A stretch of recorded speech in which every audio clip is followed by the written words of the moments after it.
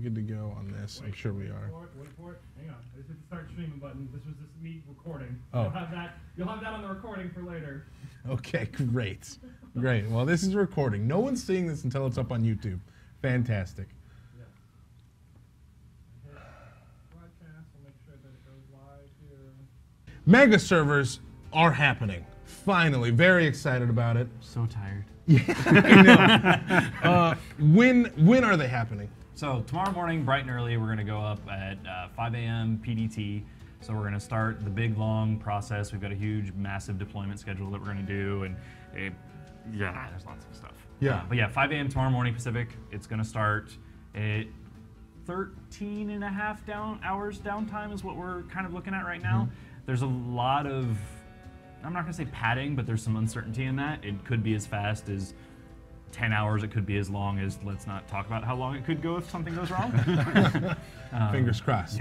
I'm like this. I'm like this all for the next 48 hours, 24 hours. Okay, you get the point. So why are mega servers good for the game, and what does it all entail? What does this whole mega server venture entail for the game and for the players? So why it's good for the game, it's all about the population density, about getting critical mass of the players together. We have some cross-realm functionality already in the game right now from the some of the PvP matches and looking for dungeons, but being able to have guild recruitment and seeing life in the towns and whatnot, having everybody consolidated onto as many servers or as few servers as possible to maximize the player population is just something that we're really excited to be able to provide. Let alone with the actual technology that increased our server capacity above and beyond what we already had at launch.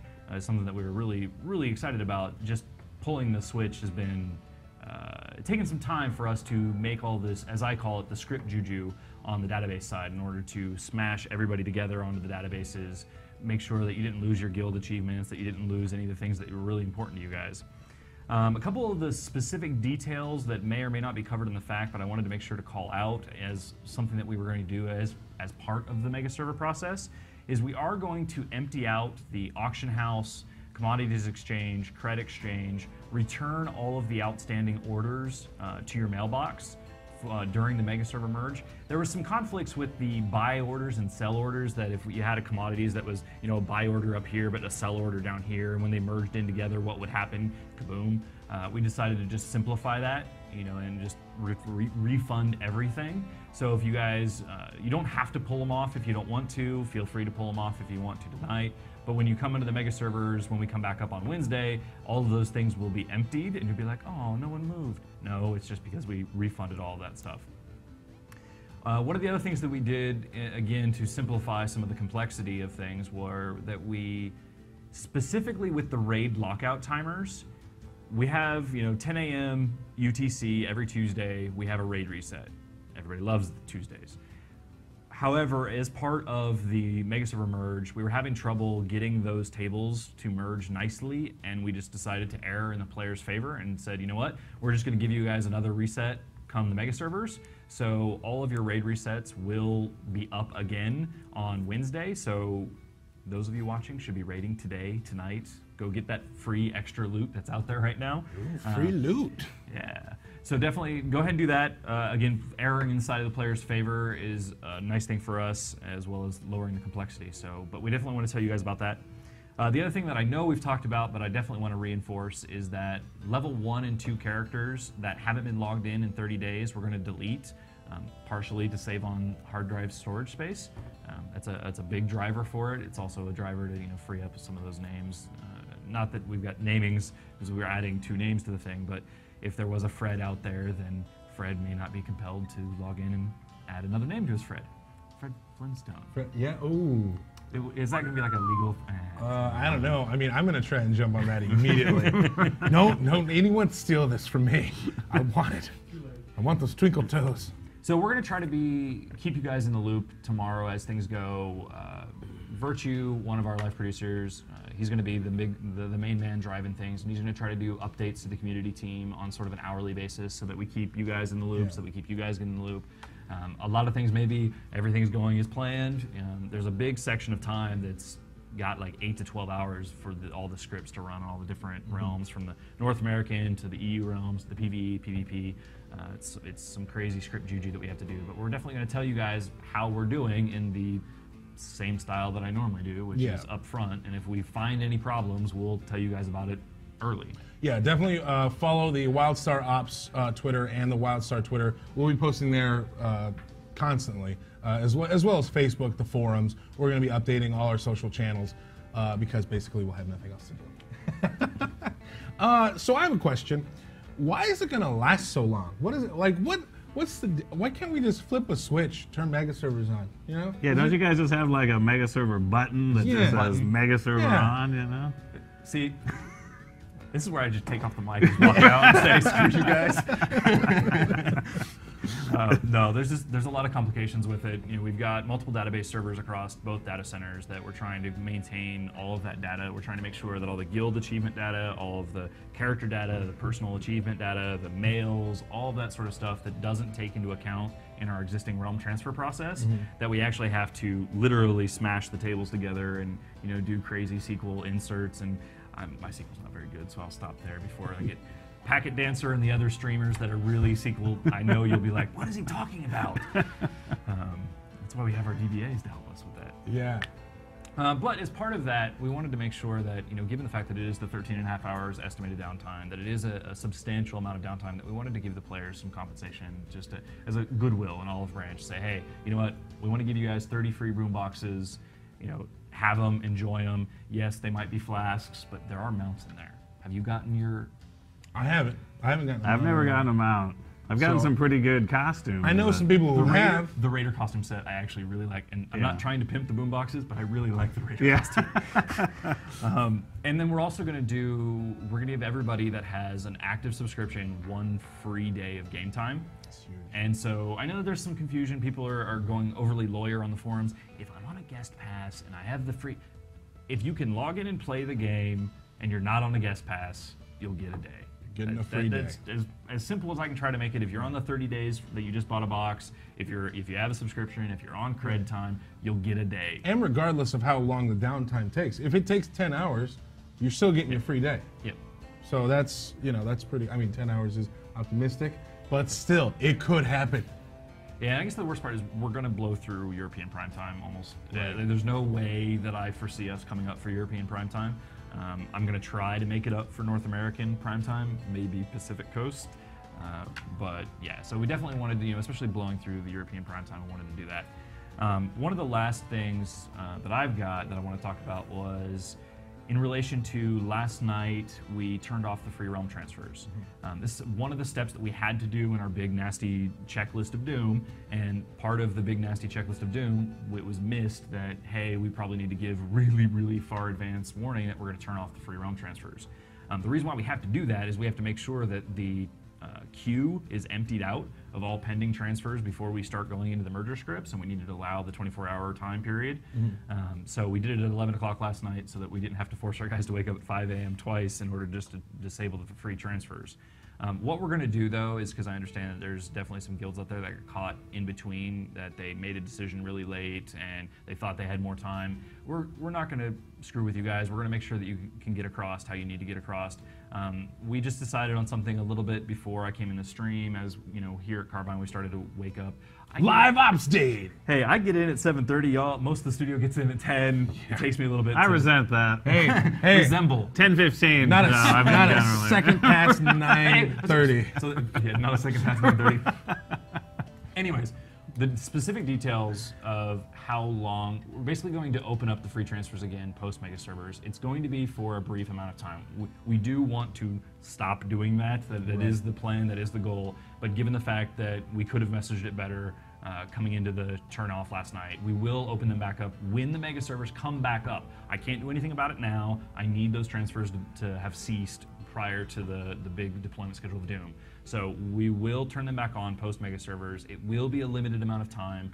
We'll get an agreement with the community team. We'll talk to them. We'll make sure that we message that pretty much tomorrow when we start doing this thing. You will have 3 days. You'll have 7 days. Whatever it might be that will have the free We'll make it very up. clear. And anybody that's waiting to come back because they're waiting to come back for the Megaservers will be up. You can come back, resubscribe,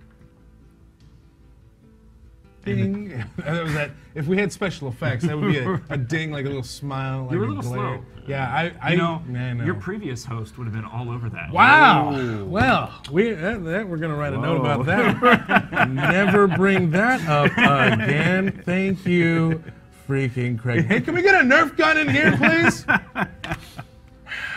Sorry, that was one. That's fine. I had it coming. He'll be very happy about it. Okay, so to recap, mega servers are happening. The downtime is starting tomorrow at what time? 5 a.m. Pacific. 5 a.m. Pacific Standard Time. Daylight time. That's what I said. Pacific Daylight Time. And we're going to be messaging out over all our social channels.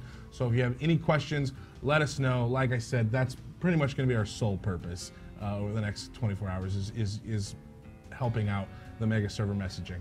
And downtime should last about 13 hours? 13 and a half hours is what we're currently scheduled. They're definitely, we've done really well on our downtime. I think I pulled a stat where of our scheduled downtime, we've had 1,900 minutes of communicated downtime, and we've actually come in at 1,800 minutes. Oh, wow. So generally speaking, we've come under our estimates. Yeah. This is one of those times that don't be mad if we go long.